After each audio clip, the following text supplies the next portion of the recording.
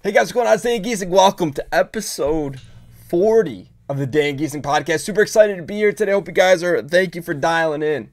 I hope you guys are excited to dial in. If you're dialing in at work, school, your place of acquiescence, thank you guys so much for spending time with me here. And I hope you guys, my goal for this is that you always get some sort of value from the podcast, whether it's you laugh, whether you learn something, maybe you scratch your head and be like, what is he talking about? But you walk away maybe questioning what the heck we're talking about. But nonetheless, it just, that's the goal for it. And, this whole thing started out as keeping an audio journal of progress and telling you guys of what's going good, what's going bad. And in between there, we have some great interviews. Last week, if you missed it, we had Sinister One.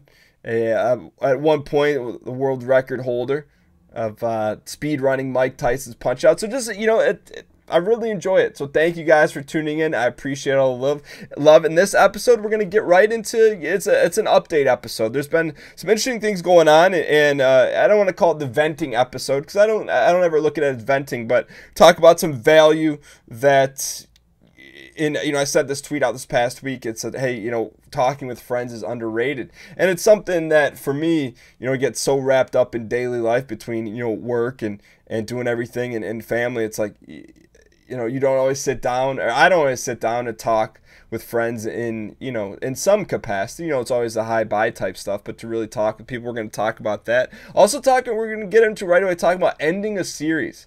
So it was a very difficult decision to make for a lot of reasons, and I'm going to get into that. Over the past, it's been 8 seasons by 12 games a season. Call it over 100 straight days of doing the NCAA 14 series.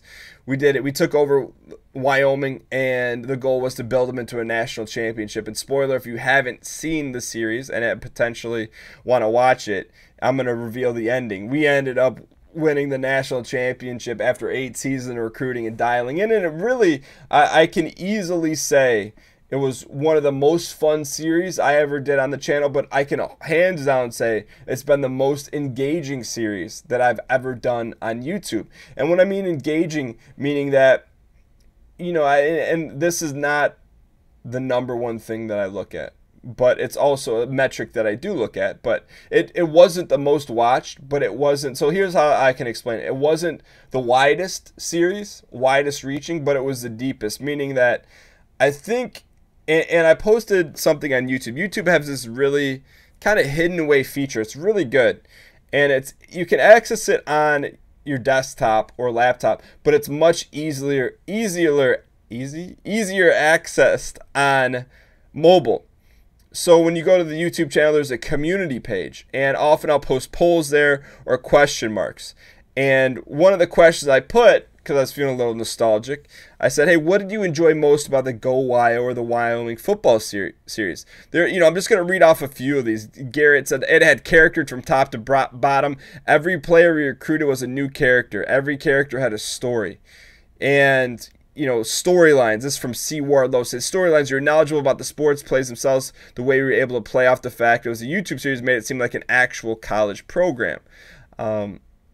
But there was just a lot of engagement. People got really fired up into it. People got invested into the stories, and it was an organic thing that happened, right? I initially started to have some fun with. I was testing NCAA on the show, and it just turned into, like, and I wouldn't say getting goofier and goofier, but it elaborated. I got you guys. It wasn't just the community connecting. Like, I got connected to certain players, the story, the rivalries that would just happen organically, whether it was LSU, Notre Dame, the Thriller in Austin. There was just a lot of really fun moments in the show or in the series, and so when it got to the point where, okay, hey, we won a national title, which is what we set out to do, it took a lot longer than I thought, but it was fun. The decision to walk away from the series, at least temporarily, or put it on hold, whatever you want to say, it wasn't a light one because on one hand, I am extremely grateful and aware that it was the most engaging series I'd ever done. And I'm so grateful for the people that tune in and watch it. It was rare that I missed an episode. Like, I didn't ever miss an episode, but if an episode was late, like, I'd get tweets at like 3:05, and people like, "Hey Dan, where's the Wyoming episode?" And it was really the first time that I had gotten it on that kind of level. So to me, that said, hey, we kind of were onto something there. But at the same time, I don't want to say I needed a break from the series, but I'd kind of hit a creative wall with the series. I'd done a lot of things that I found fun and different on the series, and I think people enjoyed it. And I got to a point where, like, okay, hey, I feel like I got to keep innovating and keep pushing the series forward. And I got to a point where we're like, hey, we played this for 120 straight days. And I felt like we set out what we needed to do, so maybe it's best to take a step back and see what else. So that was one huge part of it. But one of the really the sticking points is I didn't want to end the series, and it wasn't based on views, but like you end a series, you're essentially like the way, and I have to frame it in my own head, but it's like you're almost letting someone down. And it's like, hey, people have been tuning in at 3 o'clock to watch this series, and all of a sudden you tune in, they go there, and it's not there anymore. So wrapping my head around that, and being so grateful for the people that were like that and that did tune in and say, hey, it's done for a while, But at the same time, I feel like all great things or all good things have to come to an end until we either come back to it or have some new innovation, or maybe it's a new series. I don't know. But also the other part of me, and it came from an interview with TD Barrett. It's like my goal is to continue to push the envelope, continue to do things I haven't done. And to do that, to push the envelope, to grow and to do different things, is you can't keep doing the same thing over and over again. And so my thing is I'm not afraid to test or try different things, whether it's, a video out of left field or playing a game we had never played before or doing something a little different on the channel. Because I feel like that's when... You've heard me refer to this if you've been listening to the podcast since episode 1 about catching a wave. You never know what wave you're going to catch on YouTube, how it's going to affect things. And so for me, the only way to continue to do that is to try different things. And while I'd love to continue the Wyoming series, extendedly, I'm in a little bit of a crazy time in my real life business. It's all good. But YouTube, I know I have X amount. Realistically, I produced anywhere between 7 and 14 hours of original content on YouTube every week, which isolated by itself, it's really not that much. But you combine that with Twitch, which is three-hour shows plus, give or take, so call that another 10 to 12 hours, plus a Team Unity stream, which is about 4 hours. I don't know what the math is on that, but probably somewhere around 35 hours of original content a week. And it goes back to the pipeline or the thing that I know I need to do, which is work on distribution. And, so I really, to me, it's like, okay, hey, I know I have essentially, I produce anywhere between 60 and 120 minutes of YouTube content every day, new content every day. And so if NCAA ate up an hour of that, rarely, there wasn't a whole lot of room to test and innovate and try different things. Where now the two series that I don't want to say replace NCAA with, but are definitely sampling with, is Enter the Gungeon, which those runs can go from anywhere from 25 to 45 minutes, maybe an hour max, but we haven't gone that long. And then MLB The Show, which essentially I dictate when the episode ends, and I've been cutting it, based on right around 25 to 30 minutes based on how many games we got in. So it's almost like being more efficient. Because basically I do one Wyoming video a day, or I get a chance to do 2 in experiment. So that's kind of where we're at right now. It's one of those things that I'm going to come back to in a month or so and reevaluate. But I like, I feel, I don't want to say invigorated, but I feel fresh. I feel like the content I'm producing now is something different. I'm always excited to see, hey, how is this going to do? And so it's kind of sticking to that plan for the next 30 to 45 days and then reevaluating it and taking it from there. So it's been, it's good. And one of the things about YouTube that you may or may not realize, there's always this feeling of when you post something, especially if it's new or different, there's always this excitement of saying, okay, how did it do? Do people like it? Do people hate it?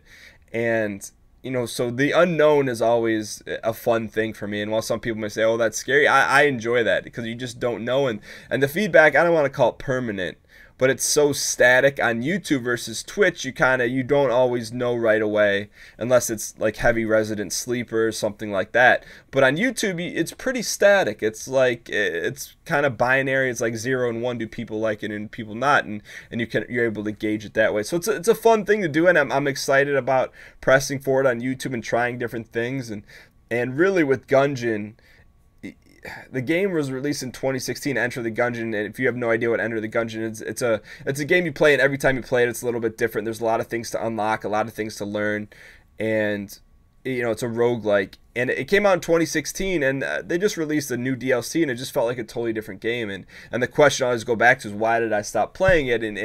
And the reason is because it wasn't like this. I feel like they've perfected it over 3 years. And the same regard, I look at that in anything else. And I think it's cool that they were able to stick with it and balance it and make it a really fun experience, because it wasn't like that at first. And I feel like that's in anything. The first time you do something's not going to be great, but you keep working at it and changing it up and not giving up and just continuing to make it like a half a millimeter better each and every day. All of a sudden, 3 years later, you got one heck of a game. And I feel like that about Twitch. I feel like that about YouTube. I feel like that about everything that I do. As long as you keep pushing forward and doing that and changing things and evaluating, but also being self-aware. I'm self-aware that a lot of the people that watch the Wyoming series may not watch a Gungeon series because they're there to watch football. Yeah, but at the same time, I like to think also that there's some people that came to the channel just for the Wyoming series that may be open to giving the Enter the Gungeon or MLB show the series. So it's it's definitely a double-edged sword, but I love it nonetheless. The other thing that's been going on is Twitch numbers have been pretty stable, and subscriptions and everything like that's been stable. And I feel like recently we've been pulling the curtain back a lot more on the Team Unity stuff. So myself, Ryan, Melf, and Austin, and in particular this past week, it was a late game audible, but Austin got sick, and so we had to do the show with just 3 out of the 4 of us, and I just kind of went with it, right? So I found out like 10 minutes before we went live, just because, really up until the second I go live with Team Unity Tuesday, I'm with my family. I don't check Discord. And, it wasn't from Austin not notifying everyone early enough. But when I got there, it's like, okay, hey, we could sit here and go back and forth on Discord for 45 minutes. And then all of a sudden it's 8 o'clock and we're not live. I'm like, you know what? I'm just going to go live at the time I said we're going to go live. And if we got to figure this thing on the fly, let's figure it on the fly. And I feel like we end up putting on a pretty good show. It's definitely out of left field and audible. But I think that more often than less, and in particular, there's just been a lot of pulling back the curtain, letting people know what's going on. And I think that's a good thing to an extent. One of the things you guys know that I pride myself in particular with Twitch is that the show always goes on and always put the best face forward. Meaning that if I have a bad day, that when you tune in the show, that's not what you're tuning into the show to hear about my bad day. And so I think that's always the important thing for me, is just keeping things professional. However, this past week I did a collaboration with Ryan and Mathis. That's kind of becoming a weekly thing. We played a game called Descenders. It's like a motocross game, and it really ended up, because the game was very simple, it ended up turning into I don't want to call it a venting session, but in the line of content creation or making YouTube videos and Twitch, there's only so many, like, I don't have friends in real life that get it, that get that side of things. So that collaboration series in particular, talking about pulling back the curtain, it was really just talking about a lot of things that had been going on in the community in terms of, people have been pretty tough on Ryan, and we talked about what is something that would set me off individually as a content creator, because it's very rare. I like to always brush that stuff off, but there is one thing that'll do that during a Twitch show. But at the same time, I walked away from that recording session, and it just so happened it was a challenging day in my real life business. I'll never say bad day, because it's just challenging. Anytime there's problems, there's going to be problems, and there's times when I'm going to react a certain way that I'm not happy about, and you just kind of move forward. But it just happened to be one of those days, and I just kept getting pulled away into these different things in my real, quote unquote, real life business, or the business I don't talk about much because it's not of interest. But it was like it was getting close to crunch time, and I almost missed the recording session. I'm like, hey, I don't want these guys to wait. Should I call it off? And I'm glad I didn't, because I just kind of pushed through it and got there. Because after I was done with the recording session, it was, I don't want to call it a venting session, but it was just being able to talk with 2 people that get it and that are all, we're all from this, I don't want to cut from the same cloth, but we're all going through this thing together, and there's really not a manual on how you process feedback and comments and live chats and how you process that individually and how you separate that. So it was a really good conversation. I remember, and I told my wife later that day when we were done recording on Thursday, it was kind of like, I was highly underrated. I'm just not someone that often complains or talks about issues or problems like that. And not that there's any big issues or problems, but I just remember walking away from that recording session on Thursday, and I'm like, hey, you know what? Dude, that's what it's about. You know, sometimes you just got to air it out and you bounce ideas off people. And just really reiterated to me the importance of, you know, bouncing ideas and issues off people that I don't say you respect or that are friends with in the same space, whether it's content creation or your teacher or whatever you're studying, whatever it is. It's just super helpful to talk to people in the same realm, because they're always going to look at what you're doing from a different perspective and vice versa. So you can give insight and also, you know, take the insight of other people that either have been there and done it before or understand what's going through. So it was really, you know, I just can't stress, and I told the guys after, like, yo, for whatever reason, that was a really important recording session for me individually, in just how, like, I just walked away. I'm like, yo, there's any of those issues that were problems before I started the session aren't really issues or problems anymore. You just make adjustments and press on. So it's been a really interesting couple of weeks. But outside of that, you know, you guys know I look at every piece of feedback, whether it's comments on YouTube, tweets, Twitch, live chat, or Reddit. And this past week, given with everything going on, there were two really massive Reddit posts that really struck a chord with me. That it was like great timing, but I'm just super appreciative. I'm going to read parts of them because they're definitely two that I'm going to print out and put on. I have a bulletin board. And normally what I do with the bulletin board is if someone writes a nice email about the content, or, you know, really if someone writes me an email, I'll cut it out and I'll post it on the board. Because sometimes, you know, it's like if you're having one of those days, I look at that bulletin board, I'm like, yo, you know, and then you kind of forget whatever you thought in your head there was an issue, and you're like, there's a lot of people that appreciate what you do and things like that. So it's just, for me, it's like one of those little tricks or tactics that I have to remind me of, you know, how fortunate I am and that there are people who care about the content I create. So let me read this one. This was actually a response one. This is from Digital End on Reddit. And the reason I appreciate this because it was extremely honest. And it was talking about, you know, it was a post about the streams that we do. And it says, I'm just going to paraphrase, but the first time I saw Dan's stream, I didn't like them. Melodramatic excitement, loud nonsense baby words. Who would watch this trash? I'm a 37-year-old man. Screw this. So, and this is a post that really meant a lot to me, because he went on to say, but it was on a convenient time slot, so I watched another, and then another. And then he said, at some point it clicked for me. It was a show, a type of group of energy.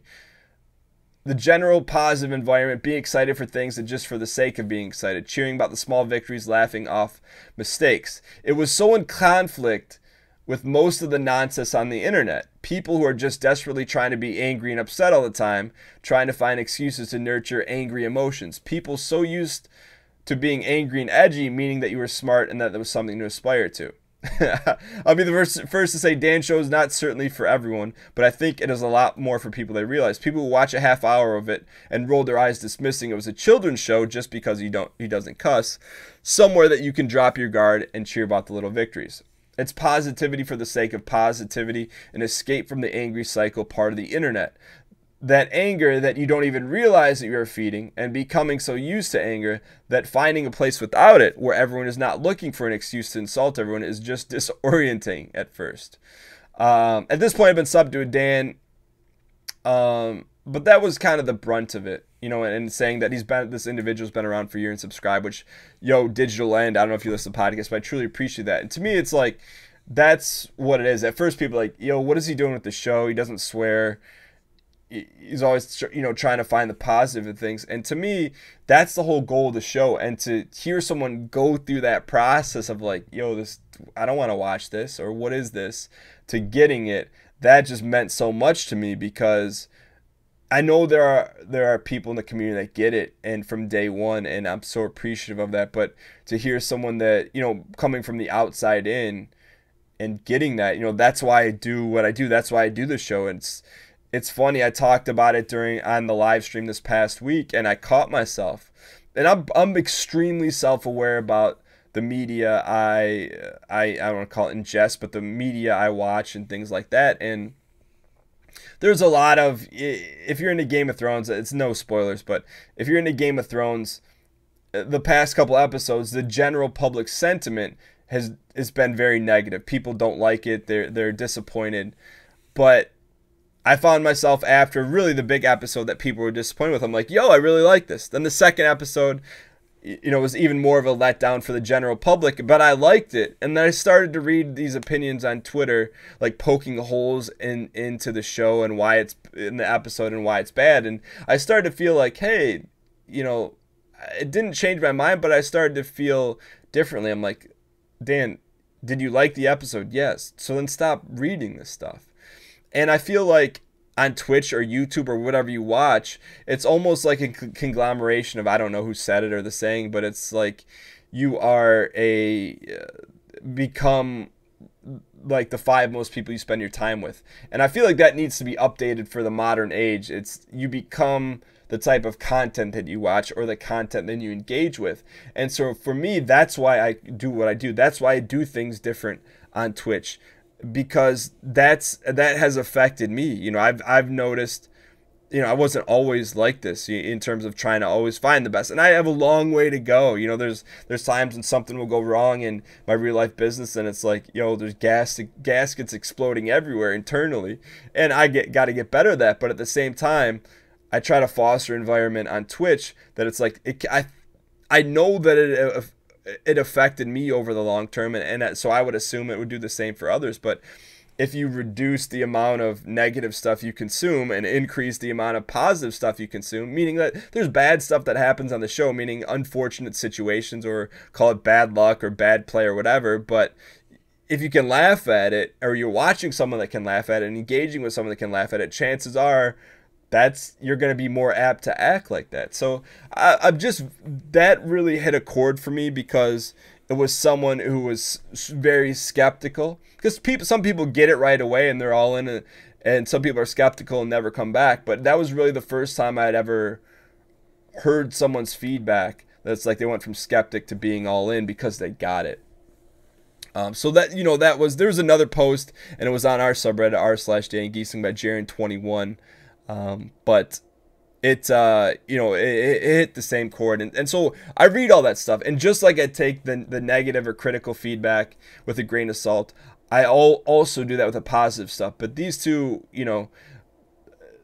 they're just starred in my head, and I really appreciate them, because that's the kind of stuff when numbers go up and down, subscribers go up and down, but for me, as long as I'm staying the course, putting out a professional show with everything in line with what I'm trying to do in terms of the message, and making sure people have a good time and have a distraction away from everything going on in the real world that they may be dealing with. As long as I can do that, then I'm not worried about things short term. So it was just a really, really, I don't call it opportune, but there was serendipity in those being released at that time. So super, super excited about that and grateful for that. So the other thing that I've been working on for a while, and I think it's coming out here, I'd say probably in the next 14 days, so in the next 2 weeks on the podcast, I'll have an update for you. But I've been thinking of different ways to, and I'm hesitant to say reward, but to thank the community. And for people that have been around for a long way, part of that has been the mailing list. I continue to call people on that list and just to say thank you every week. But also there's something I want to do on a regular, more automated basis, as a way to, offer people, or just to show people, that I'm thanks. I'm going to talk more into it. It has a lot to do with a custom bot that I've been paying to have developed on Twitch. But that's just something that's in the back of my head, because I don't like to use the term rewarding, because one of the things that, and there's nothing wrong with it, but it's just my take on Twitch, I'm just not big on giveaways on Twitch and giveaways on your channel, because I feel like it just propagates.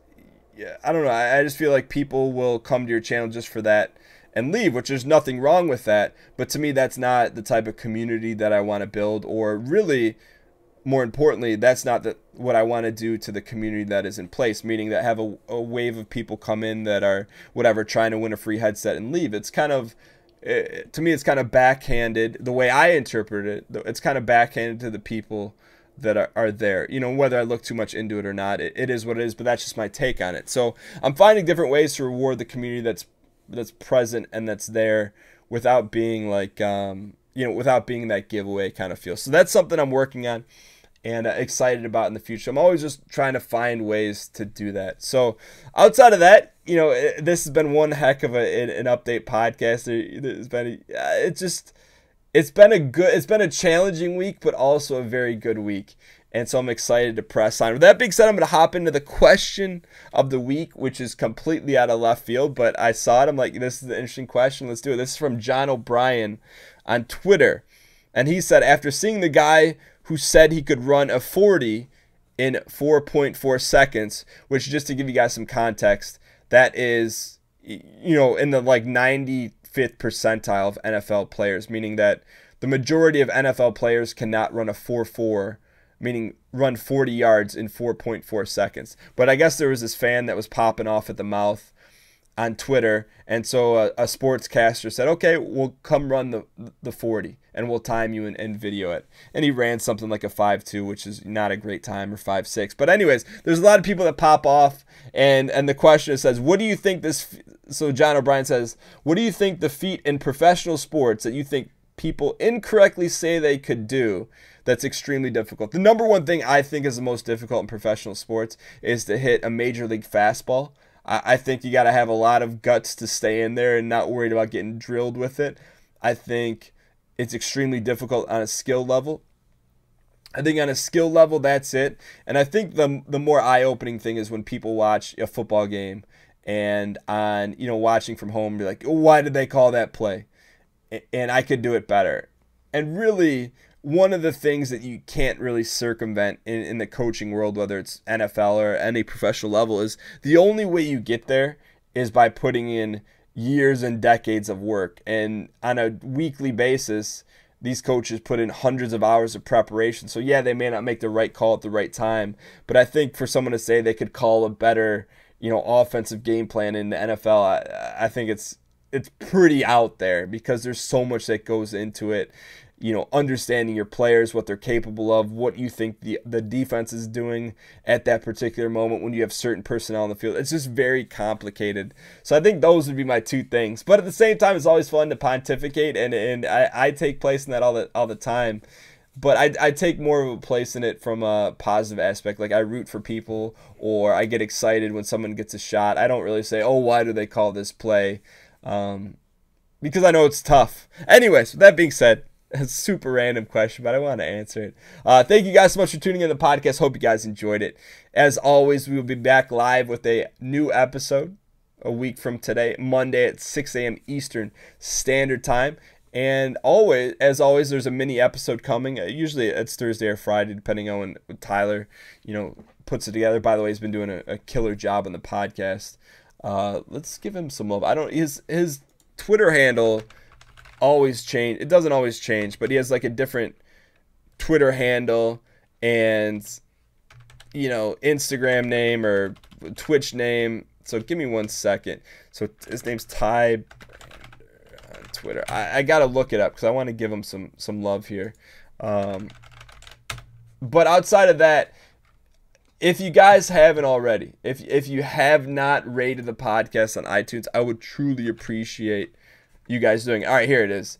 Yo, and tweet at Ty Brander, at TYBRANDER, and say, yo, Ty, you're killing the podcast. Really appreciate it. He's what moves the envelope on these podcasts. He's the one that produces a mini episode. He puts this podcast together to make it sound as best as possible. So I'm super appreciative of him. So show some love to Ty on Twitter this week. Just tell him thanks. It would mean a lot for me personally. And I will see you guys next week. Have a great week. Later.